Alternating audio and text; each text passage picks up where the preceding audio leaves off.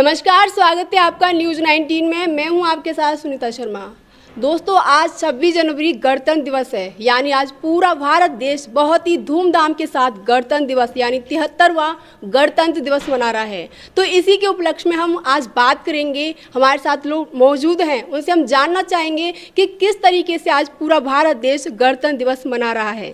तो मैम, हम जानना चाहेंगे कि आज पूरा भारत देश जो गणतंत्र दिवस मना रहा है, तो आपके लिए यह मौका यानी सुनहरा अवसर मौका, आप इस बारे में क्या कहना चाहेंगे?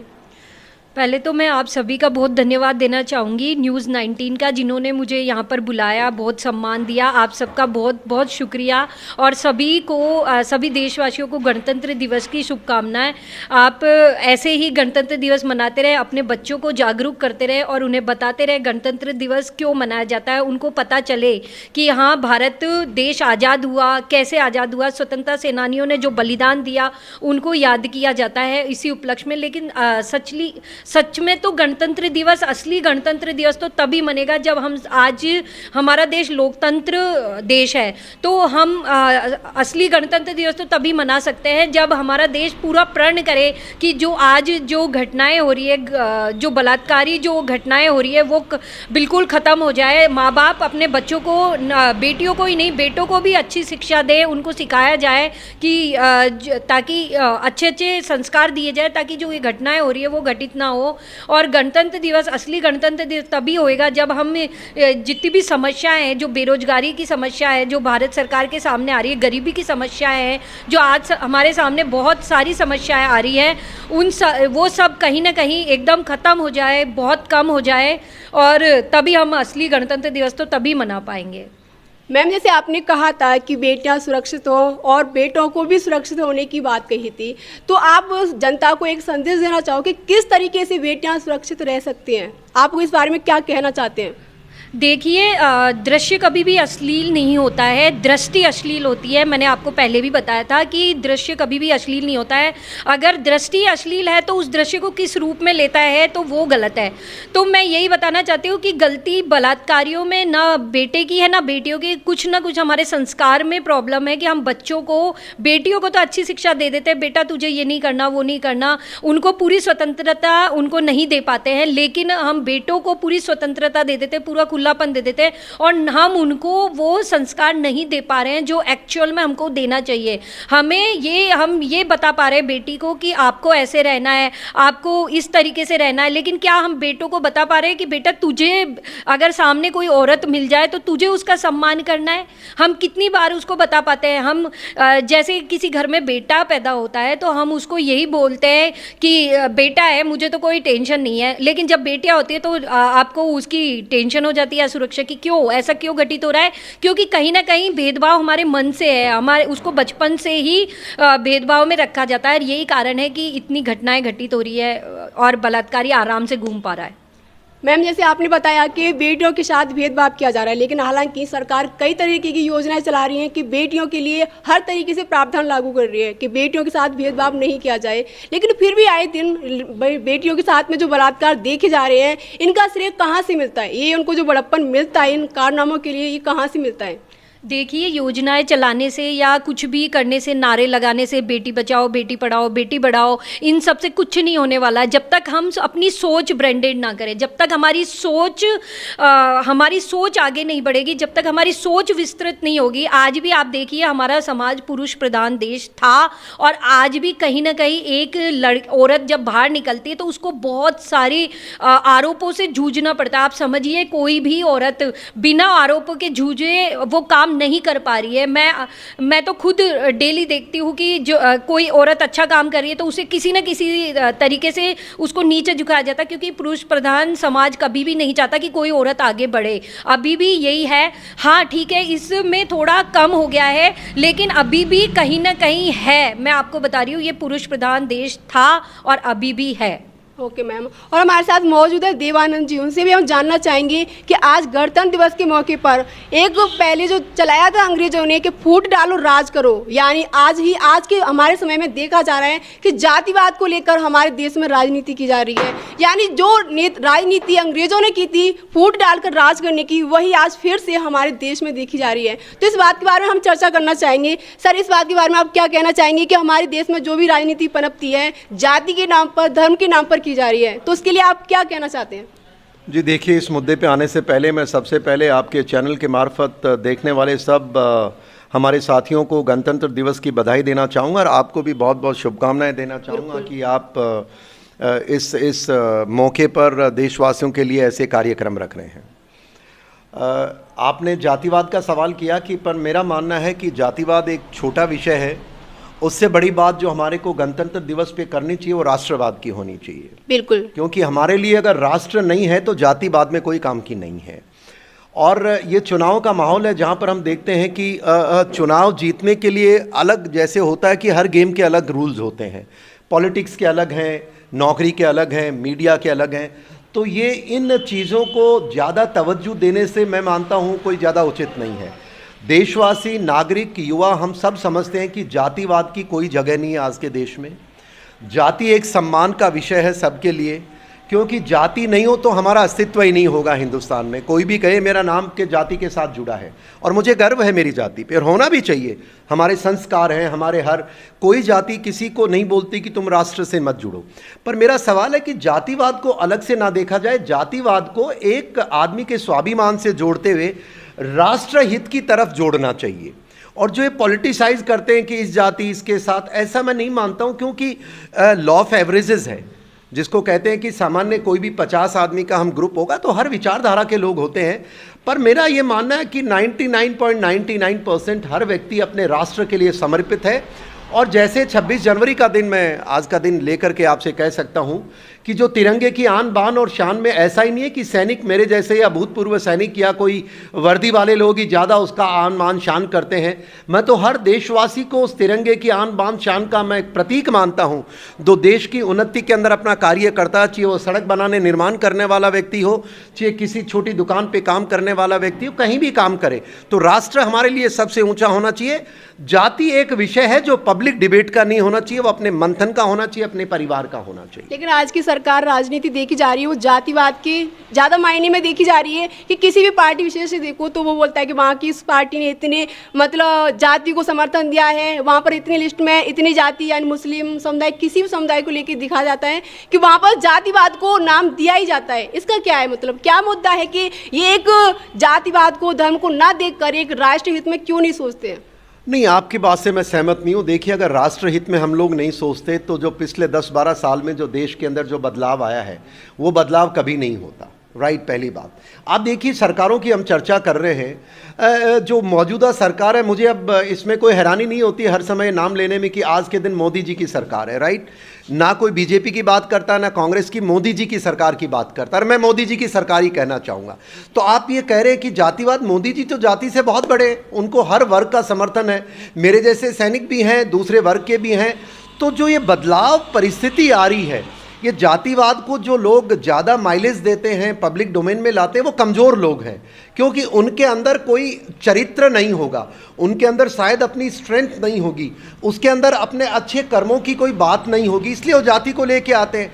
आप बताइए, पिछले 12 साल के अंदर, 10-12 साल में जो भारत का नक्शा बदला है, 370 चला गया, आपके राम मंदिर का निर्माण हो गया, आपके यहाँ पर सैनिक राष्ट्रीय सैनिक स्मारक का निर्माण हो गया, आपकी 4 दिन पहले ज्योति का चला गया, गुलामी के प्रतीकों को धीरे धीरे हटाया जा रहा है, राष्ट्रवाद के जो मुद्दे उनको लिया जा रहा है, सैनिकों से जुड़ी हुई समस्या का समाधान हो रहा है, किसानों से जुड़ी हुई समस्या का समाधान हो रहा है, और राष्ट्र के अंदर निर्माण देखिए, इंफ्रास्ट्रक्चर देखिए, बॉर्डर पे देखिए किस तरह हो रहा है। सेना और जो एक मानसिकता थी कि भाई सेना देखती थी कि अब बाहर पाकिस्तान से टेररिस्ट आते थे, हम पाकिस्तान में घुस के उनका खात्मा नहीं कर सकते थे। लेकिन अब देखिए बदल गया है, सर्जिकल स्ट्राइक हुई हैं, डोकलाम जैसा हमारा बंगाल के अंदर जो हमारा सिक्किम के अंदर चीन को हमने पटकनी दी थी, और गलवान 2020 के अंदर गलवान के अंदर जिस तरीके से चीन को हमने हराया है, इंटरनेशनल स्ट्रक्चर के ऊपर जिस तरीके से क्वेड का हम एक संगठन है, अमेरिका हमसे जुड़ना चाहता है, रशिया, ये बदलाव क्या है? ये बदलाव जातिवाद का नहीं, ये बदलाव राष्ट्रवाद का है। और मैं ये मानता हूं जो मौजूदा सरकार है राष्ट्रवाद, बिकॉज युवा समझता है साहब, ये जो छोटी मोटी कोई चर्चाएं करते हैं, कोई धर्म के नाम पर बांटता है, कोई जाति के, इन लोगों की ज़्यादा औचित्य नहीं है। और ज़्यादा आने वाले समय में तो जो थोड़ी बहुत इनको पब्लिक स्पेस मिल रही है वो भी ख़त्म हो जाएगी, क्योंकि मैं मानता हूँ आज का हर युवा, हर नागरिक देश को सबसे ऊपर रखता है। और 26 जनवरी जैसे पर्व के ऊपर तिरंगे को जिस तरह हर गली नुक्कड़ चौराहे के ऊपर आज सम्मान से देखा जा रहा है, हर बच्चा तिरंगा लेके घूम रहा है, तो मैं मानता हूँ ये बदलते हुए भारत का एक नया चश्मा है। हाँ, राजनीतिक लोगों से मेरी गुजारिश है कि आपके राजनीतिक जो रूल्स हैं बिल्कुल आपके होंगे, मैं नहीं समझता हूं, क्योंकि एक अधिकारी के अपने रूल होते हैं, आपके संस्था के, उन रूल्स को इतना नहीं प्ले करो कि आने वाले समय में नागरिक आपका सम्मान बंद कर दें। और ये देखा भी गया है, देखिए आप कुछ राजनीतिक लोगों ने सेना के चीफ को गली का गुंडा कहा था, तो उनको जवाब दे दिया देश के नागरिकों ने, उनको ऐसी जगह दिखा दी। कुछ लोगों ने कहा था कि धर्म के नाम पर वोट दो, उनको जगह दिखा दी है। हाँ, सनातनी हमारी संस्कृति है, ये देश सनातनी है, और यहाँ पर हर विचारधारा का सम्मान आज से क्या सदियों से हो रहा है साहब, ये भारतवर्ष वो है।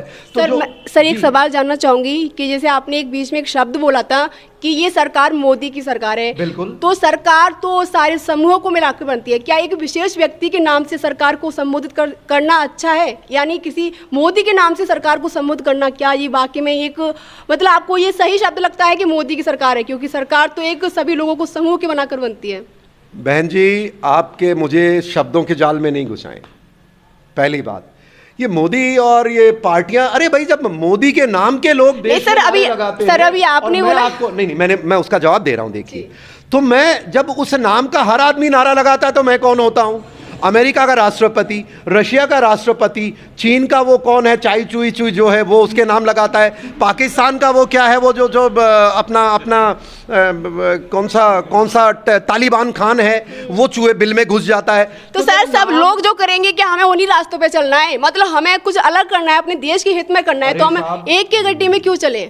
मैं एक गड्ढे में नहीं हूं, ये देश ने तो मोदी जी को प्रधानमंत्री बनाया है, मैंने अकेले ने थोड़ी बना दिया है। बिल्कुल देश ने बनाया है, प्रचंड बहुमत दिया है, देश ने दिया है। आप गुमराह ना करें कि ये देश की भावना नहीं है। मैं अभी भी कहता हूं, मोदी एक व्यक्ति नहीं है, मोदी देश की भावना है, और 300 से पार जिसको बहुमत दिया था वो मोदी को दिया था, मैं मानता हूं, और किसी को नहीं दिया, ऐसा मेरा मानना है। और रही बात अच्छे बुरे, मुझे हर काम वो मंजूर अच्छा है, हर चीज वो अच्छी है जिसमें राष्ट्र का सम्मान हो, राष्ट्र के लिए जो लोग अपना जीवन का बलिदान देते हैं उनको सम्मान हो, जहां पर गरीब की बात सुनियो। आप देखिए, 4 दिन पहले मैं एक डिबेट में सुन रहा था, डिजिटल इंडिया बन चुका, digital Bharat, digital payment platform हमने अमेरिका को भी पछाड़ दिया है।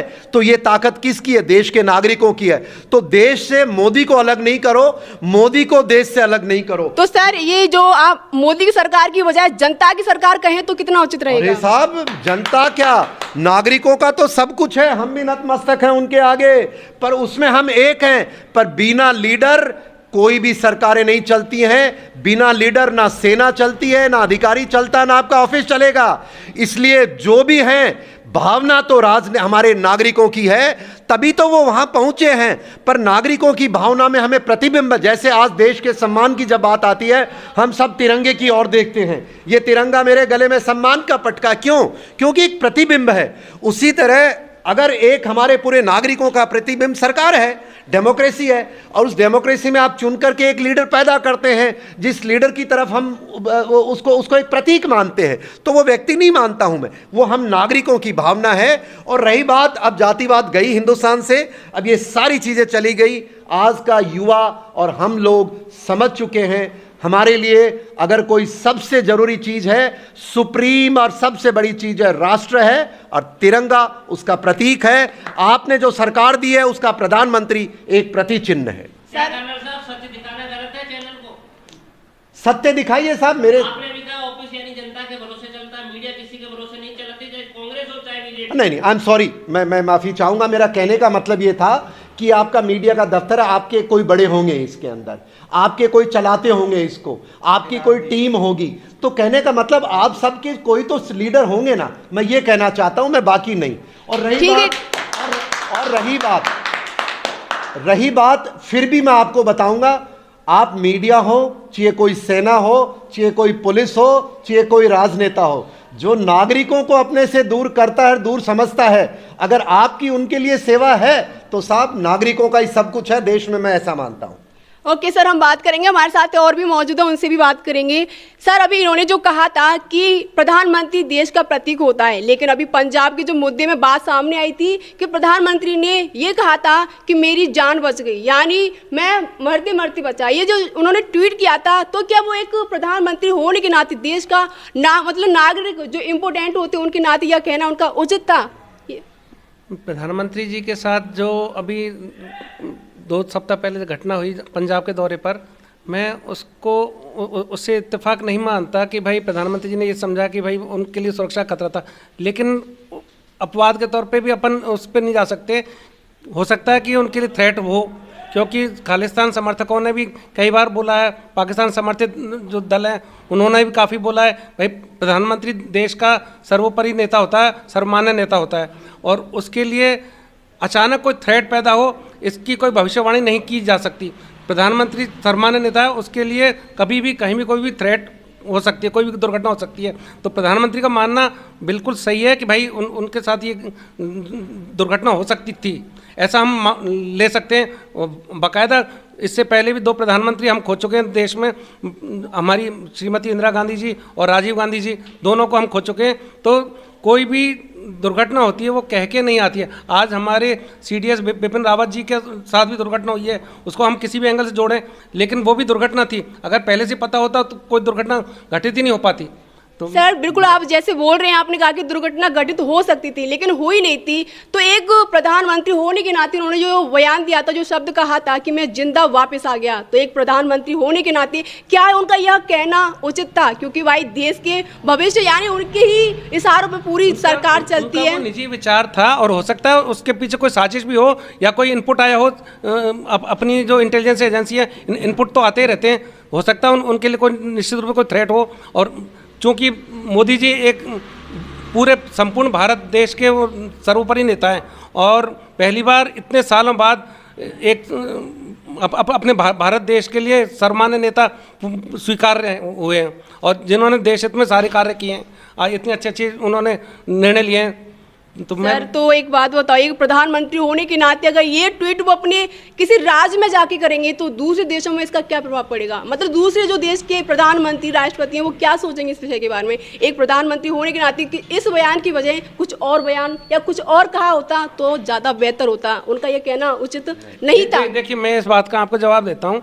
वो प्रधानमंत्री हैं या आज अपन आम आदमी भी हैं, कोई भी आदमी दुर्घटना किसी से पूछ के नहीं आती है। अगर प्रधानमंत्री जी के साथ ना हो, खुदा न खास्ता ना हो कि भाई उनके साथ दुर्घटना घटित हो जाती, तो आज आप ये क्वेश्चन नहीं कर रही होती मुझसे कि भाई आज आप मोदी जी आज हमारे बीच में है। कल को अगर उनके साथ ऐसी घटना होती जैसी श्री पेरुम्बदूर में राजीव गांधी जी के साथ हुई थी या श्रीमती इंदिरा गांधी जी के साथ हुई थी, तो आज आप ये क्वेश्चन नहीं करती। ये भगवान का शुक्र है कि उनके साथ किसी प्रकार की दुर्घटना घटित नहीं हुई। सर बता दिया था वैसे तो कि जो किसान थे वो बहुत उनसे दूरी पर थे, उनके पास भी नहीं आए थे, लेकिन उनका ये कहना बहुत उचित थोड़ा सा देखने को दिखता है कि इस तरीके से कहना। तो और मैं भी मेरे पीछे बैठे, मैं उनसे भी जानना चाहूँगी इस बात के बारे में। देखिए मैडम, साहित्य मैं आपको बता दूं कि आपको शायद थोड़ी सी नॉलेज कम है इसके बारे में कि किसान दूरी पे थे, मोदी जी पास में थे। एक मोदी जी जब पंजाब में आए तो किस लिए आए? किसानों के हक के लिए आए, उनके लिए कुछ अच्छी यानी वो लेके आए कुछ। सर किसानों ने तो बोल दिया था ना कि अगर पहले हमारे मोदी जी जो उन्होंने प्रस्ताव मतलब उन्होंने मांग आए वो पूरा नहीं करेंगे जब तक वो आए नहीं पंजाब में, उन्होंने यही बोला। नहीं, सवाल खत्म नहीं हुआ। आपका सवाल था कि किसान दूरी पे थे। जब अगर मान लो कि मोदी जी के अगर गाड़ी के आगे अगर मान लो उनके जो सिक्योरिटी थे वो अगर गाड़ी नहीं लगाते, तो क्या सामने आप देख रहे फुटेज में क्या ये बस सीधी मोदी जी की गाड़ी पे नहीं चढ़ पाती? बस का जो चलना, रॉन्ग साइड चलना, मोदी जी की गाड़ी के आगे गाड़ी लगाना, क्या ये शोभा देता है देश के किसानों को? तो सर एक बात बताइए, आपने जैसे बोला कि बस उनकी गाड़ी के सामने आके लगी, तो उनकी जो सुरक्षा कर्मी थे वो क्या कर रहे थे जो गाड़ी इतनी पास नजदीक आ गई? मैडम अगर सुरक्षाकर्मी वो सुरक्षा कर रहे थे, अगर मान लो कि किस जैसे तरीके की सुरक्षा थी सर जो उनके पास इतनी नजदीक आ गई वो सुरक्षा कर रहे थे? किस तरीके की सुरक्षा थी वो? तो उसका गलत अर्थ लगाया जाता है मैडम। अगर कल को मैं यहाँ पे जी, बिल्कुल। देखिए, मैं देशवासियों से एक बात रखना चाहता हूं कि सुरक्षा के मुद्दे पे सुरक्षा वाले से बात करो तो उचित होगा, जी बिल्कुल। पहली बात। और दूसरी बात, सुरक्षा वाले से आप किसान की बात करोगे तो आपकी मर्जी है। अब सवाल आप मोदी जी का कर रहे हो और मैंने इन भाई साहब के विचार सुने, बिल्कुल सही कहा इन्होंने। आपको देशवासियों को मैं बताना चाहूँगा प्राइम मिनिस्टर की सुरक्षा होती क्या। देखिए, जब 91 के अंदर राजीव गांधी जी का देहांत होता है और उनको उसमें पेरम्बदूर में उनको उड़ा दिया जाता है उस ब्लास्ट के बाद, उसके बाद हमारी एक SOP बनती है, स्टैंडिंग ऑपरेटिंग प्रोसीजर कहते हैं, और उसके लिए एक हमारा पूरा तंत्र बना हुआ है। और प्रधानमंत्री जब भी कहीं सुरक्षा जाते हैं तो जब स्टेट में जाते हैं तो जो आउटर सिक्योरिटी होती है वो सिक्योरिटी जिम्मेवारी स्टेट की होती है, स्टेट पुलिस की होती है, नंबर 1। तो आपने जो सवाल पूछा मोदी जी की सुरक्षा ही तो यही है। पहली इनर सुरक्षा होती है, फिर बाहरी सुरक्षा होती है, तीसरी स्टेट की सुरक्षा होती है, नंबर 1। दूसरी बात, जब मोदी जी या कोई भी प्रधानमंत्री, मोदी का नाम नहीं है, मैंने कहा ना ये हमारे प्रतीक होते हैं, तो जब प्रधानमंत्री जाते हैं तो उनके जाने के पहले ड्राई रिहर्सल की जाती है। वो रास्ता और हर कॉन्टीजेंसी देखी जाती है। हवाई जहाज से जा रहे हैं पर फिर भी हर बार सड़क का भी मुआयना किया जाता है कि अगर हवाई जहाज कोई कारण नहीं उड़ सका तो कौन से रास्ते से जाएंगे। और रास्ता भी एक नहीं होता है, उसमें 2 या 3 रास्तों की सुरक्षा तय की जाती है। उन पे वो टुकड़ियां जाकर के इंश्योर करती है कि रास्ता सेफ है। दूसरी बात। तीसरी बात, अब आपने कहा कि मोदी जी ने बोला मैं जिंदा बच गया। अरे भाई, तो उन्होंने बोला है तो बेचारे जिंदा बचे हैं तभी तो बोला है, आपको उसके दिल में घुसने की क्या जरूरत है? सर ऐसा क्या, ऐसा क्या? रुकिए, आप जाइए ना, निहत्ते जाइए। जब हम श्रीलंका में जब ऑपरेशन में जाते थे, अगर हम वापस आते कहते यार गुड आज बच के आ गए, तो क्योंकि डर था तभी तो हम कहते थे बच के आ गए। तो सर एक प्रधानमंत्री को इस तरीके से कहना कि मैं बच के आ गया, जबकि उनकी सुरक्षा साथ में अरे थी। कहाँ सुरक्षा, वही तो कह रहा हूं, आप समझिए ना मेरी बात। अब पंजाब सरकार ने क्या किया, जो उनका हवाई जहाज जाना था वो अगर हवाई मार्ग से नहीं जा पाए तो सड़क की सुरक्षा पंजाब गवर्नमेंट की थी। वहां के मुख्यमंत्री ने तो ये कहा। सुनिए ना, बोलिए, सुनिए। बोलिए। और जब वो जाते हैं तो प्रधानमंत्री जब जाते हैं तो मुख्यमंत्री को उनके साथ जाना होता है, चीफ सेक्रेटरी को उनके साथ जाना होता है, पुलिस के IG को उनके साथ ट्रेवल करना होता है। और उनका काम होता है कि जिस रास्ते से प्रधानमंत्री जा रहे हैं वो सीक्रेट होता है, 3 रास्तों में से कौन से पे ले जा रहे हैं, और वहाँ कोई भी बाधा स्वीकार नहीं की जा सकती है। तो वहाँ पर तो पुलिस वालों ने रास्ता रोक के खड़े थे पुलिस वालों के साथ। न उस दिन CM चन्नी साहब थे, न उनके IG थे, न उनके चीफ सेक्रेटरी। ये सिक्योरिटी ब्रीच है, देशवासियों को पॉलिटिसाइज नहीं करना चाहिए प्लीज़। और रही बात, वहाँ से कितना 25 किलोमीटर पाकिस्तान से थे शायद मेरे ख्याल से। आपको बता दूं, अगर पाकिस्तान को ये पता लग जाए तो उसको आर्टिलरी का एक गोला मारना है। वो जब टेररिस्ट मारते हैं आदमी सामान्य, प्राइम मिनिस्टर को सवाल मोदी का नहीं है। उन्होंने क्यों बोला वो उनकी भावना रही होगी, क्योंकि उन्होंने महसूस किया कि सिक्योरिटी ब्रीच हुआ, इसको इतना राजनीतिकरण कर दिया। मुझे शर्म आती है इस देश के सारे लोगों पे कि भाई प्रधानमंत्री की सुरक्षा को राजनीतिकरण नहीं करो। हम ऑलरेडी 2 प्रधानमंत्री खो चुके हैं। अगर उनकी सुरक्षा में चन्नी साहब ने चूक की तो उनको हटाओ, उस IG ने चूक की तो जेल में भेजो, उस पुलिस के अधिकारी ने किया तो जेल में भेजो। पर प्रधानमंत्री के, वो कोई कह रहा था कि रास्ते में किसान आए थे, कुछ किया तो नहीं था। अरे भाई आए कैसे, जब कानून ये कहता है कि प्रधानमंत्री और सेना के CDS की सुरक्षा के अंदर एक तरीके का एक पैमाना है। उस पैमाने को तोड़ने वालों से सवाल नहीं किया मीडिया ने, सेना से तोड़ने वाले को कांग्रेस पार्टी ने नहीं पूछा कि भाई चन्नी तुम उनके साथ क्यों नहीं थे, कि भाई तुम IG उनके साथ क्यों नहीं थे। और मोदी जी, और सच्ची मैं आपको बताऊं, अगर मैं उस जगह अधिकारी होता तो मैं, जो उनके इनर सुरक्षा होती है, जो दिल्ली से उनके साथ, वही तो थे उनके साथ 5 आदमी और कोई भी नहीं था वहाँ। पुलिस वाले तो उनके साथ, जिनको तथाकथित किसान आंदोलनकारी, पता नहीं हिंदुस्तान को हो क्या रखा है, खालिस्तानियों को किसानी बना रहे हो आप, पाकिस्तान के एजेंटों को किसान बना रहे हो, वो खड़े हैं वहाँ पर 50 गज पे। क्यों? प्रधानमंत्री को इतना इनकी जो सिक्योरिटी है हमारी, मोदी जी नहीं है वो हमारे देश की सवाल है। रही बात, आपने कहा कि दुनिया क्या सोचेगी। अरे भाई दुनिया जो सोचे, मेरे मेरे घर के अंदर गलती हुई है तो मैं, उन्होंने किसको बोला? उन्होंने देशवासियों को बताया, अपने लिए नहीं बताया, जैसा मैं मानता हूं, क्योंकि मोदी जी का चरित्र मैं अच्छी तरह समझ चुका हूं। वो न मरने की परवाह करता है न जाने की, वो करते हैं अपने देश की। तो वो कह रहे हैं भाई अगर मोदी जी सुरक्षित नहीं है, आपके कानून बने हुए, अगर एक स्टेट गवर्नमेंट, अगर सेंट्रल गवर्नमेंट बीजेपी की और वहां कांग्रेस है, तो वो कांग्रेस वाले सुरक्षा में चूक करते हैं। तो देशवासियों आप फैसला करो, और उसी का फैसला समय के साथ होगा, मैं मानता हूं। तो इसलिए सुरक्षा का मुद्दा, ये मोदी जी डर के मारे नहीं बोले होंगे।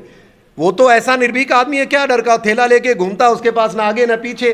तो सर जब डर की वजह से बोले नहीं, सीना चौड़ा बताते हैं अपना वो, फिर भी उन्होंने, तो डाउट क्या है? सीना, तो फिर इस तरीके से बयानबाजी करना क्या और उचित तो था? सीना चौड़ा मतलब मैं कहूं मैं फौजी हूं, मैं वीर चक्र, मतलब सुरक्षा, उस टाइम सुरक्षा कर्मी तो उनके पास थे मौजूद ना। अरे कहां थे उनके पास? अभी आप ही नहीं बोला था, दिल्ली वो के साथ इनर कॉर्डन था, और 4 या 5 आदमी के इनर कॉर्डन को अगर 50 की भीड़ आके, रही बात, एक बात बताओ, मैं आपको बता सकता हूं भाइयों, सुनो, मैं फौजी हूं और मैंने लेफ्टिनेंट भी ऑपरेशन किए, हर रैंक में किए, हर अधिकारी लेवल पे। अगर कोई इस दुनिया में ऐसा आदमी कहता है कि सामने गोली चल रही है और सामने कोई 50 की भीड़ आपको मारने आ रही है, वो डरता नहीं, वो वीर चक्र का हकदार है, मैं नहीं मानता। डर हर इंसान को लगता है, डर से, याद रखिएगा। और डर का मतलब ये थोड़ी है कि मैं उसका मुकाबला नहीं करूं। अगर हमारे सामने पाकिस्तानी गोले मारता है तो क्या मतलब मैं गोले से डरता नहीं हूं, ऐसा कह सकता हूं? नहीं, डर है तभी मैं बचाव करता हूं, डर है तभी उसके आने से पहले उसको ठोकता हूं। और मोदी ने जो डर की बात कही है वो ये कही है कि प्रधानमंत्री की सुरक्षा में ऐसी चूक देश को स्वीकार नहीं करनी चाहिए, और बिल्कुल होनी भी नहीं चाहिए। देशवासियों, डर का सवाल ये नहीं है जो कमजोर घोषित कर दो, राजनीतिकरण कर दो। डर का मतलब ये है ऐसी परिस्थिति आने से पहले ही हमारा कानून मजबूत हो, और उस परिस्थिति को निस्ताबूत करना हम देशवासियों का काम है। वहां पर उस रास्ते में किसी भी व्यक्ति का आना जब अलाउड नहीं है तो क्यों आए? तो आप सरकार की जिम्मेवारी है, मैंने कहा ना, स्टेट गवर्नमेंट की जिम्मेवारी है। डर और बहादुरी की बातें तो अब हम छोड़ दें तो अच्छा है, समय निर्धारित करता है, वही एक सैनिक होता है। जब पहली गोली चलती है, मैं आपको बता दूं, और जितने भी सैनिक देख रहे हैं, पहली गोली चलती है सारे सीना तान के खड़े नहीं होते हैं। पहली गोली चलती है, सिखाया जाता है जमीन पकड़ो, जमीन पकड़ के सुरक्षा करो, और कमांडर तय करता है जहां से गोली आई उसको कैसे ठोकना है। तो इसका मतलब वो बहादुरी के नहीं है क्या? बहादुर हैं, वो उस कार्रवाई करेगा, पर दुश्मन को ताकत देना बहुत गलत बात है। स्टेट, वही मैं आपको बता रहा था, जैसे सैनिकों की समस्या को लेकर के सेंटर स्टेट पे डाल देता है, गहलोत जी उन पे डाल देते हैं, यूपी वाले बाबा इधर डाल देते हैं। ये डालना नहीं है। सैनिकों के मामले, सुरक्षा के मामले तय होने चाहिए। वो स्टेट गवर्नमेंट ने गलती की, मैं तो कहता हूं मोदी जी आगे से स्टेट गवर्नमेंट के पास सिक्योरिटी का बंदोबस्त ही मत छोड़ो। आप ये जितने आईपीएस जो सिक्योरिटी तंत्र के लोग हैं, they must come under central government and you should call him immediately and court martial him अगर उसने ब्रीच किया है। वरना हाउ डू आई एक्सेप्ट इस कंट्री में कि प्रधानमंत्री तो बहुत बड़ा आदमी है भाई, एक सामान्य जब बड़े अधिकारी सीडीएस साहब जाते हैं या कोई पुलिस का भी कर्मचारी जाता है, या ये लाल बत्ती तो मोदी जी ने भलाओ बंद कर दी तो इसलिए टूटर बंद हो गया इनका, तो पर जब सामान्य अधिकारी जब जलते हैं, सेना का गन चलती है, तो उस समय भी सुरक्षा के पैमाने होते हैं। इनकी चूक नहीं स्वीकार है, और उनको कमजोर और कायर नहीं कहें आप। उन्होंने देश को बात कही है कि जिसने परिस्थिति मौजूद की उसका निवारण होना चाहिए, ऐसा मेरा मानना है। सर कायर की बात नहीं कर रहे हैं, उन्होंने जो कहा हम उस सवाल में बात कर रहे हैं। लेकिन पंजाब के मुख्यमंत्री ने यह भी कहा था कि प्रधानमंत्री की मतलब सुरक्षा में अगर चूक होती है, उसमें कोई वार होता तो उससे पहले हम अपने सीने में गोली खाते। पंजाब की पूरी जनता ये बयान दिया है मुख्यमंत्री। अरे श्रीमान सुनो सुनो सुनो सुनो, आपको तो प्रधानमंत्री महोदय के साथ रहना था, और मैंने न्यूज में देखा था आप तो आसपास तो गोली कौन सी खा रहे थे? क्या गोली आप अपने साथ लेके चल रहे थे? ये देखिए, पॉलिटिसाइज नहीं करो, छोटा तुच्छ नहीं बनाओ, ये एक सुरक्षा का मुद्दा है, प्लीज अंडरस्टैंड। अरे उसने बोल दिया तो उसको लेके, जब मोदी जी खुद कह रहे हैं उनकी बात नहीं माननी आप तो सर ये बोले ही द्वारा तो आप सुन रहे हो, जो मोदी ने बोला आपने सुना, मुख्यमंत्री ने सुना, वो भी हमने सुना। भाई पूछना तो पड़ेगा ना कि जो बोलेगा उस बयानबाजी तो करनी पड़ेगी। तो अब आप भी निर्णय करें, आप मेरे से समझदार नागरिक हैं, कि जब प्रधानमंत्री के जब विजिट के अंदर सीएम को साथ होना तो क्यों नहीं आए? नहीं गलत है, हम इस चीज का समर्थन करते हैं, हम उनके पक्ष में नहीं बोल रहे। हम आपको तो चन्नी जी से पूछना चाहिए, चन्नी जी कुछ तो शर्म कर लो, आपको थोड़े दिनों के लिए सीएम बनाया किसी की मेहरबानी से, वो पता नहीं कौन सी, कोई बात नहीं, आप हमारे सीएम हैं, आपका सम्मान बनता, आपसे हमारी कोई नाराजगी नहीं है, हम तो आपको जानते भी नहीं है साहब। पर जब प्रधानमंत्री आते हैं तो उनकी सुरक्षा में आप ऐसा करें ये राजनीतिकरण हमें मंजूर नहीं है। हमारे लिए आप भी उतने ही क्या है रिस्पेक्टफुल है, आपका उतना ही हम सम्मान करते हैं क्योंकि आप सीएम हैं। हमारे आप व्यक्ति से कोई दोस्ती नहीं है आपकी मेरे से, पर आप हमारे सीएम थे, सीएम शायद आज भी हैं, आपका सम्मान है। पर आपने कानून तोड़ा साहब, आपने प्रधानमंत्री की सुरक्षा में चूक, आपकी निगरानी। अरे आपने जो शब्द बोला कि प्रधानमंत्री के लिए गोली आती, अरे क्यों मजाक कर रहे हो? गोली देखी है चन्नी साहब कैसे चलती है? गोली चलती है, किसी को पूछ के नहीं आती है। और आपने तो बेसिक कानून तोड़ दिया यार सिक्योरिटी का। आपको नहीं तोड़ना चाहिए। हो सकता है आपको ज्ञान नहीं हो, आपके ऊपर दबाव हो, आपके ऊपर राजनीतिक कारण हो, पर जो आईजी साहब है उन्होंने क्यों नहीं उनके साथ में मौजूद थे? क्यों नहीं उनके साथ 10 सिक्योरिटी के कॉर्नर थे? क्यों नहीं जो रोड ओपनिंग पार्टी होती है, सड़क के चारों तरफ जो पुलिस की सुरक्षा वो नहीं थी? क्यों ब्रिज के आगे जब वो किसान या कोई भी, मैं तो उनको किसान नहीं मानता हूँ, वो जो क्या बोलते हैं उनको, जो पाकिस्तान के साथ अपने खालिस्तानी जो बैठे थे, उनकी हिम्मत कैसे हुई हमारे रास्ते में आने की? आप कर क्या रहे थे? हो सकता आपकी गलती नहीं हो, पर जिन अधिकारियों की गलती है, मैं देश से गुजारिश करूंगा कि ये मोदी जी से, कांग्रेस से, बीजेपी से, एनसी से जोड़ के नहीं देखें। ये हमारे उस व्यक्ति की सुरक्षा है जो हमारा प्रधान है, जिसको हमने चुन के भेजा है। उसके अंदर कोई कोताल होगा तो हमको अगली बार यकीन करना चाहिए कि ऐसा नहीं हो, और हम सब नागरिकों को डीपली इसके अंदर जाना चाहिए, पार्टी से दूर होकर के हमारी सुरक्षा पे चिंतन करना चाहिए, ऐसा मेरा मानना है। एक सवाल और मेरा कि प्रधानमंत्री ने कहा था कि 26 जनवरी पे बहुत ही अच्छी तरीके से गणतंत्र दिवस मनाया जाएगा, लेकिन देखा गया था कि बॉलीवुड के मोहन का वाली गाने पर वीर यानी जो देश के जवान थे वो झलकते नजर आ रहे थे, डांस करते नजर आ रहे थे। मतलब क्या था, एक स्पेशल बनाने की वजह एक बॉलीवुड के गाने पे जो मतलब डांस कर रहे हैं, क्या ये सही था? वो तो एक स्पेशल एक इस तरीके से बता रहे थे कि लोगों के रोम रोम खड़े हो जाएंगे। देखिए, गणतंत्र दिवस पर इस तरह की अनर्गल बातें करना मैं तो शोभनीय नहीं मानता। भाई बॉलीवुड के उस पर करें, क्यों देशभक्ति जज्बा होता है। आज के दिन 26 जनवरी 1950 को हमने भारतीय संविधान को अंगीकृत किया था, और इस तरह की अपन बातों के अपवाद में ना पड़ें तो बेहतर रहेगा, और देश में राष्ट्रीयता की भावना को जगाएं और देश को आगे बढ़ाएं। तो अब देश के लिए, जनता के लिए क्या संदेश देना चाहेंगे गणतंत्र दिवस के मौके पर हमारे न्यूज़ 19 के चैनल के माध्यम से? हमारे देश ने 26 जनवरी 1950 को भारतीय संविधान को अंगीकृत किया, और वो जो भारतीय संविधान है उसके अंतर्गत इतने देशों के कानूनों को अंगीकृत किया है। अगर उनकी सही ढंग से हम पालना करें तो हमारा देश बहुत आगे बढ़ सकता है। और हम सब देशवासियों से अपील करते हैं कि हमारे भारतीय संविधान की गरिमा रखते हुए कानून की पालना करें और देश हित में आगे बढ़ें। ओके, तो देखिए हमारे संवाद में उन्होंने सीधा संकेत दिया है इस चीज़ का कि देश के संविधान की सुरक्षा में लगे और अपने देश के भविष्य को बनाने के लिए पूरी तरीके से प्रयास करें। इसी के साथ जुड़े रहिए न्यूज़ 19 के साथ। नमस्कार। भारत माता की जय। भारत माता की जय।